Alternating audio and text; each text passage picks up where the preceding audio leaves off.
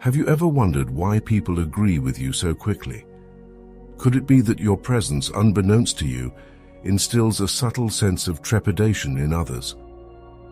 In this video, we're going to uncover 8 signs that might suggest people fear you, not just respect you, but actually view you as someone uniquely powerful, a chosen one. Be sure to watch this video in full to grasp all the concepts. The last key messages will tie everything together. Imagine this scene. You're in the middle of sharing an idea that sparks your passion, whether it's during a team meeting or at a casual get-together with friends. As your words flow, an abrupt silence blankets the room. It's not the quiet of disinterest or boredom, but a dense, charged silence where every breath seems held, every movement paused. This isn't just respect, it's awe mixed with an unspoken trepidation. Why does this happen? It's as if your voice casts a spell, locking everyone into a still frame. This reaction might seem flattering at first, a testament to your influence and presence. Yet there's an edge to it that feels almost supernatural, as if you wield a power that, at that moment, makes you appear more than human, perhaps even daunting. People find themselves inadvertently holding their breath, wary of breaking the spell or disrupting the moment's gravity. This unusual silence can be a telltale sign that people don't just respect you. They might actually fear the weight of your words and the authority they carry. It speaks to a dynamic where your voice, your thoughts, and your approval have become so significant that others feel overpowered, even overwhelmed by the possibility of your judgment.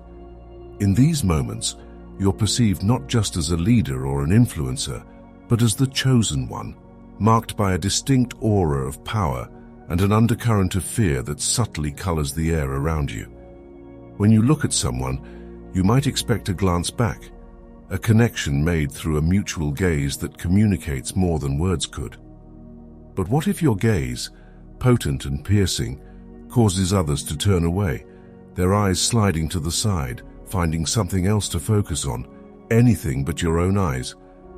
This reaction isn't just shyness, it's a defense mechanism, a protective barrier they put up instinctively. This avoidance of eye contact can feel like a subtle rejection, but it's more complex. It's an act of self-preservation, born from an awareness of your power that renders them vulnerable under your scrutiny. Your eyes, the proverbial windows to the soul, seem to see too much, understanding unspoken thoughts, discerning hidden feelings with such acuity that it leaves others feeling exposed, almost naked in their emotional transparency. In classrooms, boardrooms, or even during casual meetups, when your look inadvertently commands a room, people might find their own gazes drifting downwards, a subconscious submission to your dominant presence. They might laugh it off, joke about being shy. But the truth is, your intensity intimidates, creating a palpable tension that hums like a charged cloud about to burst. These moments, when people avert their eyes, not out of distraction, but due to a deep-rooted instinct to protect their innermost thoughts, signify a fear of what you represent. You are not just another peer or leader. In their eyes, you are the chosen one, whose gaze can unravel the carefully constructed facades they present to the outside world. Step into a scenario where each conversation, no matter how trivial, is treated with a ceremonious reverence that feels out of place. Words are chosen not for their honesty, but for their safety, shaped and polished like stones in a river, smoothed over time by constant caution. This isn't the casual banter of colleagues or the easy chatter of friends. This is dialogue draped in formality, stiff and starched as a pressed suit. In these interactions, you might sense a barrier, almost palpable, constructed from overly polite phrases and meticulously measured responses. It's as if your very presence demands a script, prompting those around you to perform rather than engage genuinely. They respond not merely with respect, but with a precision that borders on performance, each word rehearsed, every gesture calculated to avoid any possible offense. The air feels thick with unspoken rules, an invisible code of conduct that everyone seems to understand except you. Laughter is rare, smiles are strained, and spontaneity is sacrificed on the altar of propriety. This orchestrated decorum can make you wonder if you're interacting with people or just personas, carefully crafted to interact with someone they regard not just as a leader, but as an icon, almost mythic in stature. Such formality, while respectful on the surface, often masks a deep-seated anxiety about crossing invisible lines that you may not even know you've drawn. It reveals a level of reverence reserved for those seen as more than mere mortals. You are the chosen one, and this is the tribute they pay. Consider the atmosphere in a room where you've just presented an idea or a plan. Instead of a flurry of thoughts or a volley of questions, there's a hesitant pause. Eyes dart around seeking safety and conformity. No one wants to be the first to break the silence. This hesitation is not about pondering the merits of your words, but about gauging the risk of disagreeing with you. In such moments, people measure their words not on a scale of truth, but of caution. Their true opinions remain cloaked, hidden behind agreeable nods and placid smiles. It's as though your status as the chosen one casts a long shadow, under which they feel compelled to tread lightly. They anticipate not just your response, but your judgment, and the possibility of falling out of favor is a risk few are willing to take. This reluctance to speak freely creates an echo chamber, where only your voice is truly heard. Feedback becomes a rare commodity, and genuine insight is as scarce as rainfall in a drought. This isn't collaboration, it's compliance, a performance where the script is unwritten yet universally understood. Do not challenge, do not contradict. When your influence is such that it stifles the voices around you, it becomes clear that fear, not respect, may govern their silence. This dynamic stifles innovation and honesty, leaving you navigating not through diverse perspectives, but through a mirage of agreement that shimmers with the fragility of withheld truths. Picture the scene. You've just issued a request, perhaps something simple like a desire for a document, or something more complex like a strategic change in a project. No sooner have the words left your lips than they are being acted upon with a fervor that borders on urgency. There's no discussion, no queries for clarification, just swift, unquestioning action. This rapid compliance might seem like efficiency at its finest, a team working in perfect harmony with your leadership. Yet beneath this veneer of seamless operation lies a torrent of anxiety. People rush not out of eagerness to please, but from a desire to avoid any potential fallout from delay or dissent. Your position as the chosen one instills a sense of urgency that goes beyond normal professional diligence. It incites a pulse of fear that quickens their actions.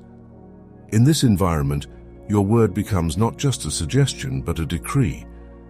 And the speed of their response is not driven by respect, but by an almost palpable fear of the consequences of non-compliance. The quickness with which your team or peers move to fulfill your requests does not necessarily reflect their agreement or approval, but rather their apprehension about what failing to please you might entail. This scenario, while flattering to some degree, should also serve as a caution. The absence of deliberation and the presence of haste in compliance can often mask deeper issues of fear and unease, stunting genuine engagement and honest exchange of ideas under the shadow of your commanding influence. Visualize walking into a room where a lively conversation is abruptly replaced by hushed tones, or even more tellingly, a complete silence that seems to hang in the air like a thick fog. As you approach, the sudden shift in atmosphere is palpable. The once animated discussions now morph into whispering shadows, their contents hidden behind a veil of secrecy. This change in the communicative landscape isn't just about maintaining professional decorum or being polite. It's a reaction, a visceral, instinctive response to your arrival. The whispers and secret exchanges are not merely a preference for privacy, but a shield, a defensive mechanism employed by those who feel exposed under the weight of your perceived power. The lower their voices dip, the more it suggests that there's something at stake, something potentially risky about speaking freely in your presence. These muted dialogues, these fragments of conversation that vanish as you draw near, signify more than just caution. They reveal a fear that what might be said could lead to undesirable consequences if overheard by you, the chosen one. The participants may smile, may greet you warmly, yet their eyes dart nervously, betraying a tension that contradicts their outward cordiality. This environment, where voices drop and eyes flicker with concealed thoughts, reflects not just respect, but a wariness, a guardedness that keeps the truest forms of communication just out of your reach. It highlights a dynamic where your influence prompts not open exchanges, but whispered strategies, as people navigate the complex web of fear and respect your presence weaves. Step into a moment where every word you utter is met with nods of approval and layers of compliments that feel more like a blanket than a badge of honor. This isn't the genuine appreciation that inspires. It's an avalanche of accolades that buries your ability to discern true admiration from mere adulation. The praise is thick, overly generous, and often unearned, pouring in from all sides as if your very presence demands a tribute of words. This constant stream of flattery might initially glow with the warmth of approval, but soon it becomes clear that it serves another purpose. It's not about lifting you up, but about ensuring the speakers stay in your good graces. Each compliment is a brick in a fortress built to protect them from any potential wrath or disfavor. The fear hidden behind their smiles is veiled by the veneer of their enthusiastic endorsements. The excessive praise creates an echo chamber where the sound of sincerity is lost in the noise of necessity. People become actors in a play where you are the unwitting audience, and their lines are delivered not to share honest sentiments, but to safeguard their positions. This dynamic paints a picture of a realm where your role as the chosen one isolates you amidst a sea of superficiality, where the fear of falling from favor fuels a festival of flattery. In this world, true connections are rare, and genuine feedback is even rarer, as the atmosphere is saturated with the sweet but suffocating perfume of perpetual praise. Envision a setting where every suggestion you make is met with immediate agreement, where heads nod before you've even finished making your point. In these moments, disagreement seems as distant as a storm on the horizon, never quite reaching you. This seamless accord may appear as a sign of a well-aligned team or social circle, but beneath the surface, there's a current of caution that keeps dissent at bay. In this atmosphere, confrontation is like an unwelcome guest. It is avoided, not because there's a mutual understanding or shared vision, but because the stakes of opposing you seem too high. The air is thick with unspoken words, with arguments that are never aired. People hold back, biting their tongues, stifling their true thoughts for fear that even a gentle wave of disagreement might turn into a storm that could sweep them away. This absence of conflict might make the waters of your interactions appear calm and tranquil, but beneath the stillness, there is a depth of unexplored perspectives, untested ideas. The silence that surrounds disagreements is not peaceful. It's charged with the tension of untested resilience, where the fear of your disapproval acts as a barrier to the healthy clash of ideas. The result is a placid but stagnant environment where growth is stifled by the need to maintain harmony. In such a world, your role as the chosen one becomes not just a position of leadership, but a lonely pedestal from which it is hard to see the submerged truths that lie beneath the surface of agreeability. We've traversed through various behaviors and reactions that might not just be out of respect, but a veiled nervousness about your power and influence.